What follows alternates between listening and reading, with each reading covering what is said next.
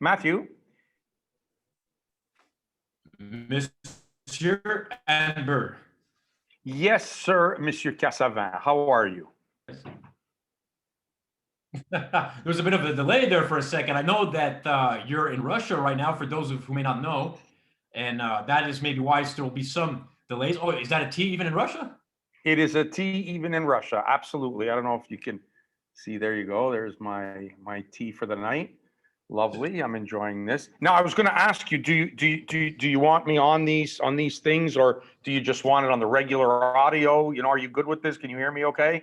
I think the audio is fine for now, so we're going to Okay. be good. We're here. It's the Calling Russ Anber, pardon me, podcast, and we're glad that you tune in on YouTube and other platforms. And Mr. Anber, I noticed that you had the tea, but you're also in Russia this week for the big Artur Beterbiev light heavyweight title fight.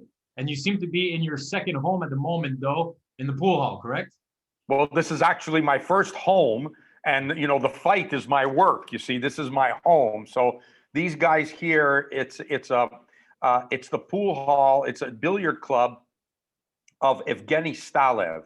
And to kind of put into perspective who Evgeny Stalev is, he would be the equivalent of what Roy Jones was to boxing, what the Rocket Richard was to hockey. He's the Tiger Woods of billiards in Russia. He's the Michael Jordan. He is the elite premier Russian billiards player in the world. Plays also on the American circuit. I think he's a legend, and that's what this club is called, Legends Billiard Club. And I can't begin to tell you how nice they've been. Sergei Baurov, who is his business partner, runs the club here. I mean, he has just given me, an office here, basically. It's a private room. I can do what I want. I do these interviews. I play on the table. They feed us. It's like heaven on earth for me. It's been fantastic. So I can't thank them enough. Spasibo bolshoy, Sergei and Legends Billiard Club. They've been absolutely great. Okay, well, a few things. We're going to get to the Artur Beterbiev fight in a second here. We have some news with David Benavidez's big win from this past weekend, the Chocolatito Estrada fight. And we, of course, have to take some time to talk about the legendary career of marvelous Marvin Hagler. But before we get to all of that, Russ, I see the pool. And for those of you who don't know, maybe a little bit of inside baseball in a sense, though, as far as I've known you, snooker has been the sport. Pool, like, when did this fascination or love for billiards happen that you recall? Ever since I was a kid, I've loved the game. There was always something mysterious about the game of pool. It was like cool to be a pool player, like there was always something special about being a pool player. And I loved it. And I loved playing with my friends when I was a kid. But I really didn't take the sport seriously, understanding that there is a technique and a skill, and it's more than just hacking your cue at the ball. There's a science behind it. There's a proper technique to the way the game is played. And I didn't start realizing that until the early 90s, really. Even though I'd been watching it, I had not been a student of the game. And in the early 90s is when I started becoming a student of the game and of all cue sports. So, snooker, American pool, 8-ball, 9-ball, 10-ball, straight pool, Russian billiards, which is just an absolutely fantastic game. It's called Pyramid. It's a fantastic game. And I just fell in love with cue sports. And, there's two places on earth that I can walk into and feel comfortable being there and be able to share a passion with the people that are there. Anywhere, doesn't matter of language or anything, is either a boxing gym or a billiard club. So I'm thrilled to death to be here. I so want to come back to Russia more often. I hate it that sometimes there's long stretches between there because it's a really hard game to play, but it's such a great game. You know who you need to call, though? You need to call Roy. I'm wearing one of Roy Jones's. Absolutely. To call Roy and put in a good word with Putin, and you could be maybe a visa, a permanent residency card or something in Russia as well. Yeah, that could be something that could work because, we want to open up something here, and I'm going to have to talk to Roy about that. That would be really great if we could do that. It's a great market, great fight fans. So, yeah, it's good. No, sorry. I was going to say I'm doing the podcast tonight with Paul Newman in Hustler there against Minnesota Fats, right? Is that what's happening right now? Yeah. That's it. Okay, so before we get to the Beterbiev fight, which is of course why you're in Russia, an interesting fight for Beterbiev, who will be back for the first time since 2019, October of 2019, in the Bostic fight. Just want to give again folks a reminder to follow and do something interesting. If you want to maybe gamble on this bout this upcoming Saturday and others as well, sign up at bet99.com. They're Canada's newest online sportsbook and casino. Be sure to check out their player props, pardon me, the bet builder, the risk-free live bet bonuses. This is important. Use the boxing code 99 and they will get a sports welcome offer deposit match of 100% up to $600. So the code boxing99 on bet99.com. You have the Beterbiev fight this weekend. You have a ton of other action as well. So let's get to it, Russ. When it comes to the fight for Beterbiev, that he'll be in action now after being kind of snake bitten with whether it's COVID related issues, whether it's injuries, promotional stuff that's outside of his control. He's regarded as one of the best fighters pound for pound. He's the unified light heavyweight champion of the world. And he has a defense here against a relative unknown German fighter by the name of Adam Danes. What can you tell us about Artur from being in Russia this week and your overall impressions of this fight tomorrow night? I have to tell you, he seems so much more comfortable in his native land, able to speak the language, get things done. He's treated like the world champion that he is, somewhat revered. So everywhere we've gone has just been, first class service. And, this is like Artur Beterbiev at the training center where we were. There's pictures of great fighters, including Pacquiao and Roy Jones, and of course the great Russian fighters that have gone on to win world titles, including Kovalev is up there. And there's a giant, bigger than life-size picture of Artur Beterbiev. There's autographed gloves that he has signed in cases, at the training center. So, it's quite an honor that they have him here. And geez, I hope they have more. I hope he has more title defenses here. I know we got a tough fight against Dennis coming up, but I hope he's successful, and if he does what he's supposed to do with the power he has, and that layoff hasn't really bothered him much. If Mark told me that camp has gone well, so if that's the case, hopefully we'll be back in Russia again for another title defense. How do you pronounce the last name of his opponent? I thought it was Danes. What are you saying? They've been saying Dennis. Dennis, okay. Not as in Dennis, but Danis, like there's a little like a silent a slight Y there, Danis. So he's a southpaw who's 19-1-1, 10 knockouts, never been knocked out, but never has defeated anybody really with an impressive record. So what do you know about from the video that you've watched or seen, or any strategy that you can reveal? You can't obviously go into too much of it, but what do you know about him?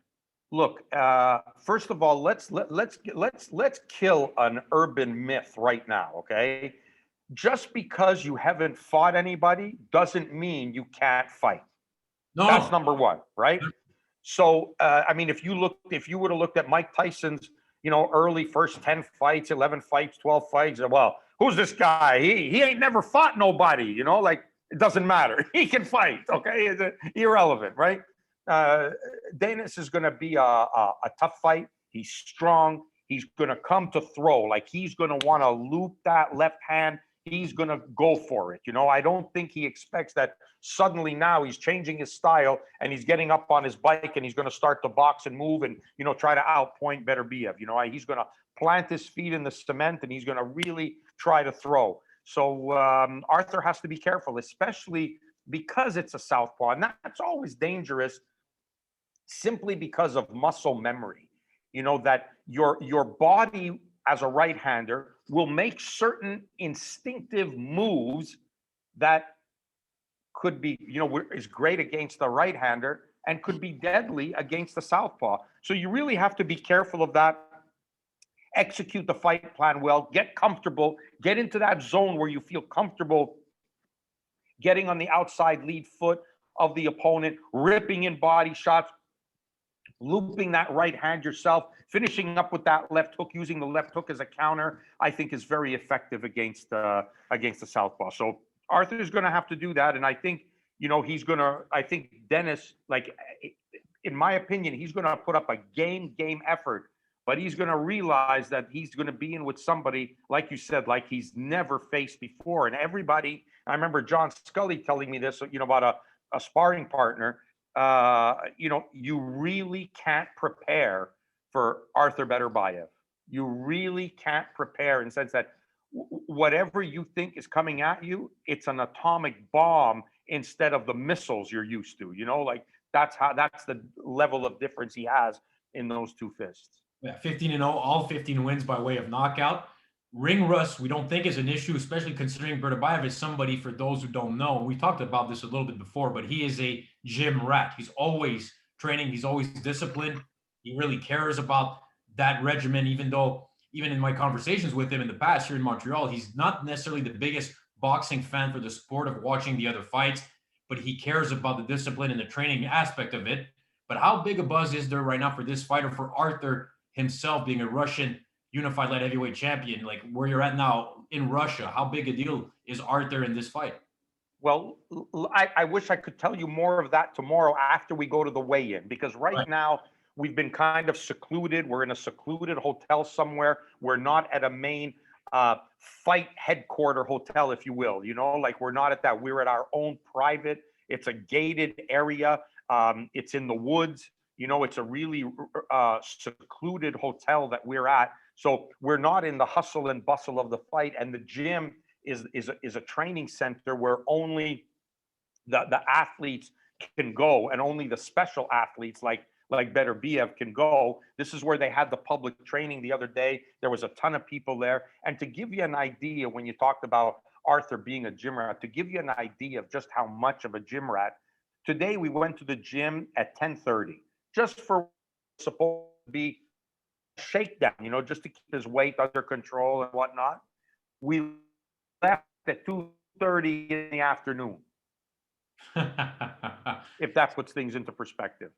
and even though So it's and it wasn't like he was doing, it wasn't like he wasn't killing himself, but he did everything. He did his shadow, he did his stretching, the stuff he does after training to take care of his body is unbelievable. How nimble this guy is. He's like a bloody gymnast, like he could stretch his leg over his head. It's unbelievable, the strength and the flexibility that this guy has. He takes care of his body very, very well.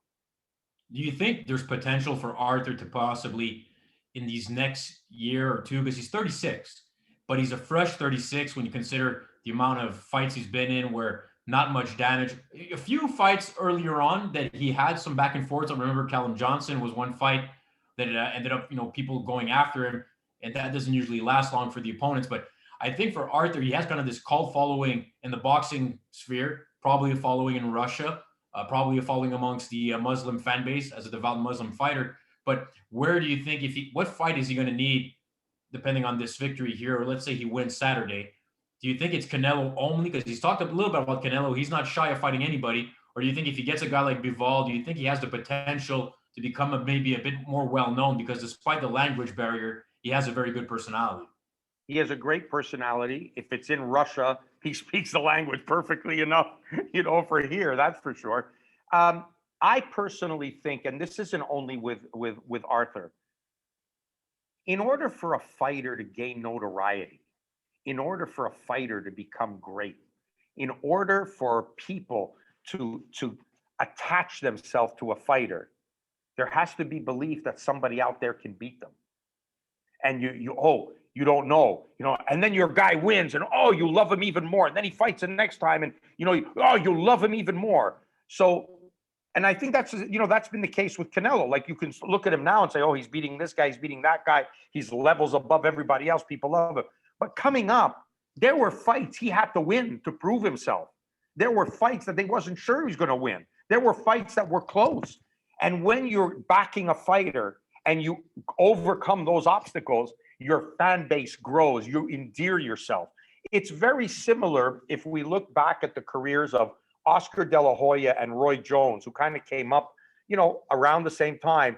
Oscar's fan base seemed to get far more attention and was bigger because he was always very close to losing fights, like he was within a round or two sometimes of losing fights, and he pulled out the victory, and they loved him. Roy went through his entire career practically, forget about losing a fight, barely losing a round. It just became kind of like, oh, okay, there's the great Roy beating everybody again. And because he won with such ease, they discredited the opposition. They said, oh, he's not fighting anybody. Well, he was fighting somebody, but he was just so great. He was just so good. It made it look like he was fighting nobody. So I think for Arthur, as long as he keeps mowing these guys down and knocking them out, people say, oh, there's another knockout win. There's nobody in the division. There's nobody for him to fight. Let him fight Canelo. You go out and pick the biggest name you got, right? But I think when there's somebody out there who can be a threat to him, I think you'll see his fan base grow and he becomes more endearing to the public. Yeah, and I look forward to the event tomorrow night, and for people who will be able to tune in, or Saturday night, I should say, depending on when you're exactly for this podcast here. But Saturday night, he's got another southpaw in front of him. I remember when he fought Gabriel Campillo, a southpaw as well, and ended up being a good result for Arthur because he likes to throw that straight right hand that we usually would say against southpaws, that straight right hand left hook combination. But I mean, without throwing the jab before is usually more effective because the jab sometimes against a southpaw is not as effective depending on what type of southpaw you fight.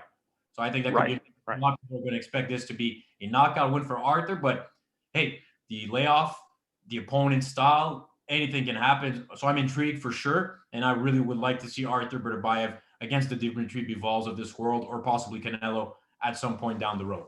I think this fight has the makings of being very similar to the Callum Johnson fight. I think it might be short, but it could be very explosive. Same thing like Hot Rod. It could be short, but it could be very, very explosive when they come. Because Arthur doesn't shy away from a toe-to-toe slugfest, that's for sure. And guys try him, and he tries them right back. So he's going to have to be careful. Dennis is a good fighter. There you go. And speaking of good fighters, and we talked a little bit about Canelo. Canelo's now preparing. He's already in training camp again for his fight against Billy Joe Saunders May 8th. But David Benavidez, who's in the super middleweight division, had an impressive performance against one of Canelo's sparring partners, Ronald Ellis, this past weekend. Volume punching, probably among the best I've seen at that weight class, because usually you'll see fighters at that weight with less volume punching. I remember Joe Calzaghe was a volume puncher at super middleweight, but more of a slapper than Benavidez, who has more power than Calzaghe did. So Benavidez takes care of business. He's able to get hit, though. But for people who thought he was going to light heavyweight because he had missed weight at one point and lost his belt at the scales, it looks like he wants to stay in the super middleweight division. And he called out, of course, Canelo. So what do you think David Benavidez, from his performance, where is he at in the division right now? And also possibly his call out of a guy like Jermall Charlo, who just had a big, impressive victory against the name escapes me right now, but the fighter who fought Jacobs and Golovkin as well, the Russian fighter that Charlo just defeated impressively. The name will get back to me. But Russ, if you have your impressions for Benavidez, his performance last weekend, and where does he stand as a possible challenge to Canelo? Look, before we can evaluate him against Canelo, despite the fact that he's already been twice the super middleweight champion of the world, let's just look at his fight and see, and he showed exactly what kind of a prospect he is and how talented he is as well. I mean, he threw some rapid fire combinations. He was able to keep up his punch rate. He was working and working as each round went against Ellis, who was a really, tough guy, had been in camp with Canelo, was used, he's a good fighter. And Benitez just he just shut him out. I mean, David Benavidez really impressed me. Again, the Canelo is Canelo, and I don't care how good you are, the best fighters in the world, I mean, the absolute best, are going to be in a tough fight, in a life and death with Canelo. Nobody is going to turn it into an easy fight. So, as good as David Benavidez is, so is Canelo. And I think we end up seeing a very, very similar fight, as competitive as the Golovkin fights were. I think David Benavidez has the potential to make it that competitive. Sometimes he gets a little lazy with his defense, and I'd like to think that it's against guys that he doesn't really care about, that he doesn't really think. I hope he doesn't do that with Canelo, because you can't afford to do that. But man, he was good. I was really impressed. Like, I sat there watching him, I said, this kid's the real deal. And he's a baby. He's a baby, and like he fights so well, he's so well schooled and he believes in himself and he goes to the body, he goes to the head, he boxes. Like I said, the only thing is sometimes he takes some unnecessary shots, but besides that, man, he's gifted. I like the kid. Yeah, 24 years old. He's 24-0 with 21 knockouts.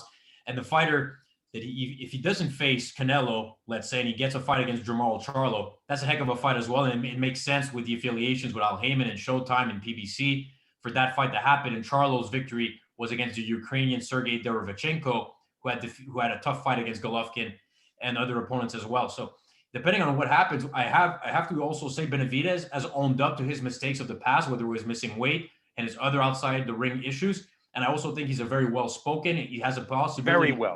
Very well. Star. And if he fights Canelo, it would be the most probably fan-friendly fight out there, I think, for Canelo. I think it's a much more entertaining fight than Canelo Billy Joe Saunders that's happening May 8th in terms of styles in the ring. But if he's patient and he waits his opportunity, maybe it happens down the road. But I think Benavidez is willing to face the best, and that's a good news. It's good news for boxing fans. And think about the fan base that they're both going after. Just that in and of itself is going to create massive interest because you're getting that Mexican Latino fan base, and he can speak the language, he can talk, they can go. There's things happening there. There's going to be an interest created between the two, and the kid is not scared. He'll talk the talk and he walks the walk, and he backs up what he says. He comes to fight. I don't hold anything against the kid. I tip my hat to the guy. He's star quality for sure. And Canelo, you're speaking of the language. You know what's funny? I saw Canelo this week on Mike Tyson's podcast speak English for almost the entire podcast for one of the first times. So he's maybe also going to become, believe it or not, a bigger star than he already is if he's able to learn the language. Speak the language in front of the media. He understands it very well also because they interview him. He never needs a translator for the question. He understands it. I'm not sure that he's 100% confident yet in speaking it, but I know I've seen him talking with Eddie Hearn when we were there for the Callum Smith fight, talking in English. He gets it. He gets the English. So let's see how much he gets to practice, because language is all about practice, right? You got to practice. If you're in the milieu and you're practicing it, you pick it up. The longer I stay here in Russia, you pick up a word here and there, and suddenly your vocabulary, especially when it's limited to begin with, suddenly doubles and triples, very quickly, the longer you're somewhere. So it's no different for Canelo. And that's why when you spend so much time with Regis Levaille, you picked up all of your nice French words over the years. Correct. That's right. Proud to be Quebecois. Absolutely. Another big fight between a Mexican fighter and Juan Francisco Estrada against a Nicaraguan pound for pound former great in Roman Chocolatito Gonzalez turned out to be everything we expected, and then some in some cases. Rematch, it ended up being 2,000 punches thrown overall. Look, I think at times it was more just they were just going through the motions. At that weight is not as powerful in the impact of the punches, but still, nevertheless, it was a heck of a fight that should be must watch for anybody who considers himself boxing fans. But the performance from Estrada was solid. I thought Chocolatito won. The overall viewing public thought Chocolatito won the fight. Yet two judges, award a split decision, including one who's been now suspended by the WBA temporarily, at least, for his scorecard, which ended up being kind of a wide, complete scorecard. And I think Russ, if I recall this correctly, after the fight, I believe his name is Carlos Cuadras. Sucre. Carlos Cuadras was a former bantamweight fighter. Carlos Sucre, and you tweeted that he should be suspended because you can't be that incompetent or something along those lines. You're either that incompetent or you're corrupt. Either way, it's no good. And yet the WBA, for one of the first times I recall, goes in and suspends him. We'll wait and see if that actually has anything to do, if there's going to be any follow-up to that. But overall, I thought, heck of a fight. I wish Chocolatito earned a decision. He didn't. But the scorecard probably, unfortunately, again, steals a little bit of the show, seeing such a wide scorecard in favor of Estrada, who maybe deserves the fight, but if he does, definitely not 9-3. First of all, I have so much to say about this fight, and I know we're on time restraints, but first of all, is there a nicer, more humble guy, and sincerely humble and beautiful than Chocolatito in boxing? I mean, this guy just got what everybody thought, I don't want to say robbed because it was a close fight, just lost. And he just said, this is God's wish. He's happy, thanked all the fans. Like, not 1 ounce of animosity, not 1 ounce of. Pacquiao comes to mind when you say that. Good. You're right. Yeah. Okay. Good. So 2 of them then. There you go. I mean, it's not like you wouldn't be overcrowding a phone booth if you had to put nice, humble guys from boxing in there, right? But he was just wonderful. Like the way he conducted himself after the fight was just great. I'm with you, Matt. I thought he won the fight. Everybody I spoke to thought he won the fight. Could you have turned around and said, 115, 113 Estrada? Yeah, I guess you could have. Depends how you score fights. Could you have easily said 115 or maybe even a round more for Chocolatito? I don't think anybody would have said, what? Are you crazy? 116? 116? No, impossible. No, you would never have said that because he kept putting rounds together and he was sharp with his punches. He was landing clean shots. So I thought he won the fight as well. And it was. But the sad thing. Go ahead. I say the sad thing is that if Carlos Sucre had put in a 115, 113 card, they wouldn't have taken away the spotlight from what was an absolute classic of a fight, a legendary type fight, between 2 great warriors who showed outstanding heart. And then you have to turn around and come up with that kind of a scorecard. It's just bad for the game. It's bad for the fighters. It's bad for the fans. It makes you lose faith in the credibility of the sport. Now, that said, WBA suspended him. It has really no jurisdiction other than to take him off the list. His own athletic commission did not suspend him. Florida should have suspended him as well. But as far as suspension goes, it makes me think of an old saying Texas also, that said, right? The fight was in Texas. What's that? Texas, Texas commission, correct? Because the fight was no, he was from Florida. He's from Florida. Oh, He's a Florida judge. He wasn't with the Texas State Athletic Commission. He's from Florida. Florida should have taken a position, okay? His jurisdiction is Florida. But there's an old saying, a horse breaks his leg. You shoot the horse. It doesn't fix the leg. So you just suspended this guy, but how does that help Chocolatito? How does that help the fans? How does that help the money for the next fight? How does that help history? How does that apologize to Chocolatito, to the fans, to everyone watching that you turn around and put in that kind of a card? I mean, you've been selected to do a world championship fight. You technically should be flawless in your performance and be at least very close to your peers beside you and to everybody else watching. How many people do you think you could have put in a room who came up with a 117, 9-3 scorecard? How are you the only one that came up with this kind of a scorecard? That's the things that bother me, like, I understand it's hard. I'm not saying it's easy to judge. There's things you have to look for. You have to understand subtleties. You can't just sit back and you're watching. How do you justify writing down 10-9 9 times for Estrada? Like, did you not see what Chocolatito was doing? Did you not see the shots that was the entire stadium saw it. Everybody watching it. How are you with the closest ringside seat to the action? How did you miss that? What were you looking for? What made you write that 9 times for Estrada? That's the stuff that bothers me. It hurts me. It's not right. If you could have come up with a unanimous decision, all 3 judges scored a fight, 115, 113, and everyone would have said, damn, that's 1 point, 1 round difference. Could have gone either way, and it would have been done with it. I thought Chocolatito won. Yeah, but it was 1 round. You could have gone this way. You could have gone that way. Okay. 117, 111 wasn't even a fight. It was a domination. Who saw that? One guy. It's bad. It's bad. Couldn't have said it better myself. And for Chocolatito, 3 fights in his early to mid 30s, been in a lot of tough fights. There's not that many, probably more of these big moments for him. He's going to have to be patient. Estrada is open to, of course, fighting him again. And you have to credit Estrada for that. But now I think Estrada also wants to rematch again. Sorogensai, if I said that correctly, Serhat Sorogensai, who ended up being a hell of a war also. So those 3 fighters at the junior bantamweight division, 15-pound division, are three of the best in all of boxing, and there's going to be some interesting fights to be made, but Chocolatito is going to have to be patient.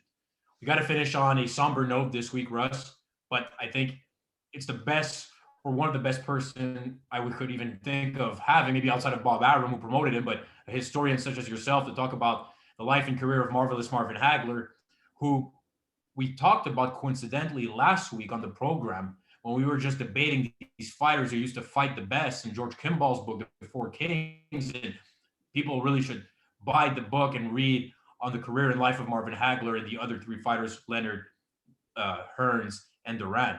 But for marvelous Marvin Hagler, he passes away at the age of 66 over the weekend, last weekend. Fighter I saw 2 years ago at the Hall of Fame, and John Scully, who was there, of course, our friend Ice, ran the 5 kilometers with him. He was in unbelievable shape, probably in better shape than 90% of people his age in North America. And just a tragic loss. But how about, first of all, your impressions of his career? What's going to be kind of associated with marvelous Marvin Hagler? I think we look at him as being the best middleweight of all time, if not right near the top 3, but also how much he was kind of a no-nonsense type of man, type of fighter, and really a throwback to the greats. First of all, let's dispel one rumor that seems to be circulating around saying that he died as a result of the vaccine, of a reaction to the vaccine. His wife has dispelled that rumor, said that was nonsense. So I think that's important, that we still don't know the cause of death, or at least I have not heard over the week that I've been here what the cause of death is. But it was sudden. And that's the sad thing. Whenever you hear something is sudden, like why? What happened? What, a man is fit. You can't be here today and gone tomorrow. Like, we don't think of life that way. We think of life of somebody getting sick and going. You don't think of it that way, and especially somebody of the status of a Marvin Hagler. As great as Hagler was, and he is on the Mount Rushmore of the greatest middleweights of all time. You put him up there. He's there. Whether you want to go with Monzon or you want to go with Hagler, he's up there. And he probably also goes down in history as one of the fighters that was done wrong to the most of maybe any fighter in history, that he had to wait so long for a shot at the title. He didn't fight for the middleweight championship of the world until his 50th professional fight. Think about that for a second. 50th professional fight. And if you bring up his record, which I know you can do right now because you got super speed hands on your computer, I know you can bring it up. You're going to see names on there prior to him winning the title that all would have been world title defenses. He probably should have twice the number of world title defenses that he had if he had been given a shot earlier. That's to me, one of the heartbreaks of Marvin Hagler. And that's why he always despised the silver spoon fighters, if you will, those who came into boxing with the big fat contracts, those who came in, on a big financial backing. He didn't have that. He was blue collar all the way through, and he did it in what was, during that era, probably the toughest geographical section in the world, to become a top flight middleweight and fight the guys that he fought, from Boogaloo Watts to Benny Briscoe. I mean, unbelievable the names that are on his record that he took on before becoming champion. The guys today would never take those fights before they became champion. He fought fighters such as, what's funny, he fought Willie Monroe and Roy Jones Sr., or is that, I don't even know, is that Roy Jones' father that Marvin Hagler fought, or is this completely unrelated Roy Jones? Don't know. Probably unrelated. So, but again, like you talked about, his first title fight was against Vito Antuofermo. Yep. Yeah, and he gets a draw. He gets a draw. In 1979, but he had beaten guys like Mike Colbert, like you said in the past, before even getting to that point. And a lot of his fights were either in the Boston or Philly region, right? The old Spectrum there was there. But Marvin Hagler was a man of principle, I think really when you read on him and you listen to him, and even the fact when he fought against Ray Leonard, said that's it, never came back, went away, wasn't interested in the politics. He was a no-nonsense type of fighter, but it just seems like he was probably, compared to the other three of the four kings of that era, probably the one who had maybe the less fanfare, but it had a different personality than the other three, right? And also the switch hitter style. He was a southpaw, and everybody talks about the Tommy Hearns classic fight. Of course, we saw all over the week because of those 3 rounds of action, them being an all-out war. But at times, he would like to also be an orthodox fighter, right? And I think at times we said that that's maybe why, and then the Sugar Ray Leonard fight, if he had stayed southpaw the entire time, might have been an advantage. He was a better fighter southpaw than when he tried to be an orthodox fighter. Leonard believes that 1000%. Like, he felt that, I've spoken to Ray about this on numerous occasions, and Hagler fighting as a right-hander, was the best thing that could have happened to Ray. That was the best. It was almost like giving him the first 3 rounds of the fight because he didn't have to worry about the southpaw stance. And Hagler often did that, going to right-handed, and I never quite understood why, because he wasn't, he was never as good right-handed as he was southpaw, and southpaw was an advantage for him. So he always used to switch to a side where he wasn't as comfortable on, and he wasn't as good on it on that side. Like, it was almost like he handicapped himself, for the opponent, because as a southpaw, he was devastating. But I feel so bad that Hagler's gone and doesn't get to live out his golden years, to the adulation of the boxing world, being presented at big fights. Ladies and gentlemen, the former undisputed middleweight champion of the world, Marvin Hagler, and people come to their feet, to applaud him and pay respect to how great he was. It's sad that he didn't get to have that, because he certainly deserved it. He certainly deserved it. And, he came up the hard way. He was the last, I guess, along with Hopkins, you might say the last of the blue collar fighters, the last guy that was the real fighter.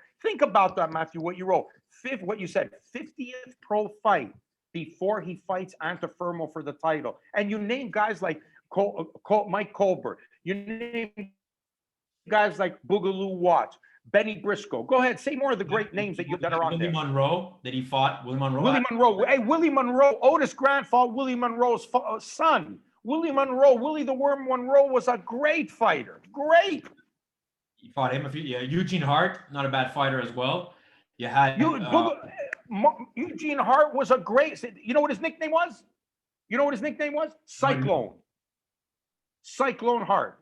If that told you, that gives you an indication. Like, in those days when a guy got a nickname, it's because it meant something. Like, he was a great fighter. 2 wins against Kevin Finnegan as well. Yeah. No, look, yeah. It's rare you see a fighter. It took Hagler, and there's a parallel with Triple G in some sense. I'm not saying Triple G is as good as Hagler. That's not what I'm saying. But what I am saying is that it took a while for Triple G to get the Canelo fight. He had to fight a lot of fights. He had to be later on in his career to get that big fight. And for Hagler, like the Hearns fight, the Mugabe fight, these are all there's 2 of his 3 last fights. He finishes his career against Ray Leonard, John Mugabe, Thomas Hearns. That was his last 3 fights. So he really went out on top, and he never came back. And I know you talked about the fans, but at least every time he went back to the Hall of Fame, and he went back to the Hall of Fame on a regular basis for that June induction ceremony, and he's there for the honorary banquets, the walks, and he would always be probably one of the top guys there for the fans who would just gravitate towards him. He was such a nice man as well when you met him. He was always very humble with the fans. And again, a man of principle, an all-time great, and we really pay homage to him. And I think it's been tough. We had Leon Spinks a few months ago. It seems to be a lot of people in the boxing. A lot of the boxing greats of late have been passing away, and that's why we try to honor their careers and where we care about the history of the sport. It matters for these fighters coming up. I wish some of them had the courage that Marvin Hagler has in always taking on tough opponents. That's what I was going to say. When you make the comparison with Triple G, the difference is not about what big fights he had. Triple G didn't fight the Boogaloo Wattses, the Benny Briscoes, the Colberts, the Kevin Finnegans, Willie Monroe didn't fight those fights before becoming champion.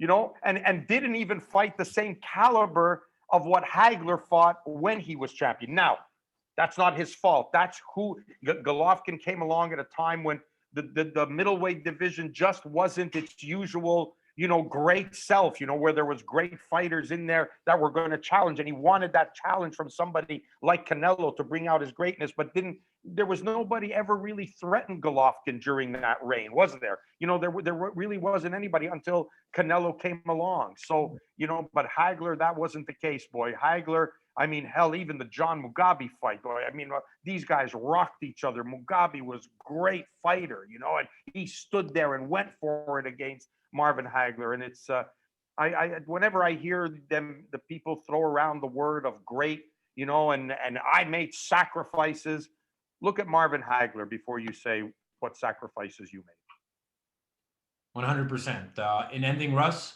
well, how's the pool game? What's on deck now I see you have a nice room. So are you playing regular pool or are you playing some sort of other Russian billiards. It's called Russian billiards. You can look it up. It's a game called Pyramid. There are various variations of the game and different ways you can play. It's a 6x12 table, like a snooker table. But just to give you an idea, the pockets are 72 millimeters wide and the ball is 70 millimeters wide.